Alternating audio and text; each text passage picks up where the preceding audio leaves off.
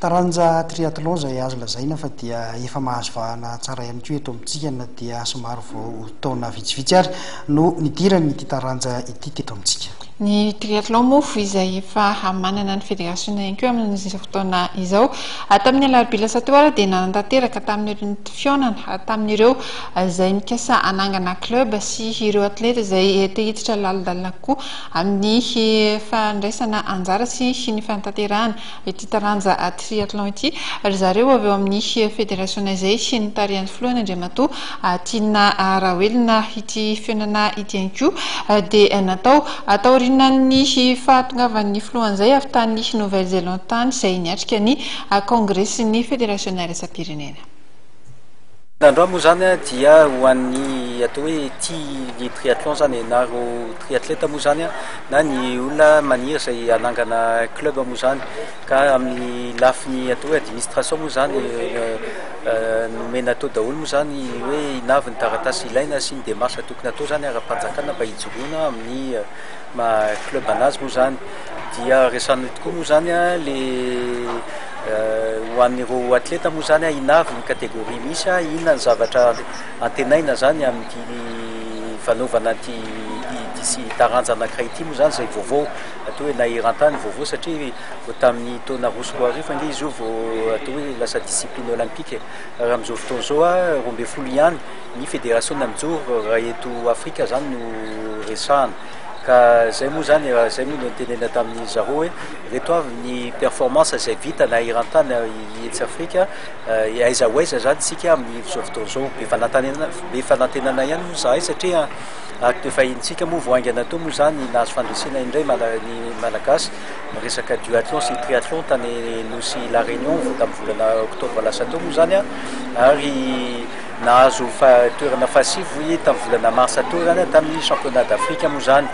ary raha ny zavatra raha ny temps zany izay vitantsika na milomano na resaka bisiketa sy ny resaka zakazaka tongotra dia mino zahay fa lasa lavitra mihitsy zany malagasy amin'ity taranja na triathlon zany na duathlon zay moa zany tena hoe nazavaina tamin'ny zareo raha hiverina amin'ny lafiny atao hoe amin'ny ankapobeny ihany dia nahazo moa zay efa niteny zany fa amin'ny fomba ofisialy moa zany dia tafiditra ao anatin'ny fianakaviben'ny triathlon iraisam-pirenena moa zany ny malagasy tamin'ny congrès fahadimy amby roapolo zay natao tany Auckland Nouvelle-Zélande tamin'ny volana octobre tao moa zany zay zany dia midika zavatra be deaibe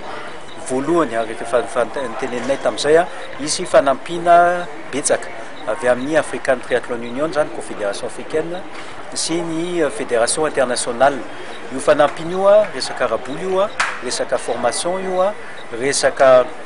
matériel na vélo zany na ny atao hoe ny tenue zany zay ampiasainy amin'ny compétition zay moa zany dia ho hitatsika amin'ny volana décembre fa misy efa ampahany zany ho tonga atoato manarak'izay moa zany dia eo koa moa zany fandraisana anjara amin'ny compétition iraisam-pirenena moa zany tsika moa zany anatrika ny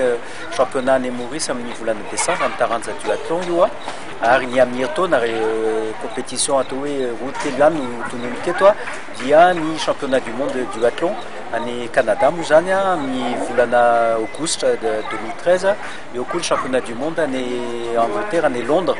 tamin'ny toerana naovana an'le Jeux olympiques afarany tao moa zany dia izy koa moa zany championnat du monde zay zany efa atao hoe échéance anankiroa zany zay efa mipetraka amin'ny zao fotoana zao dia itsambondany moa zany le mbola isy ary efa nanomboka atoato moa zany ny fifananana eto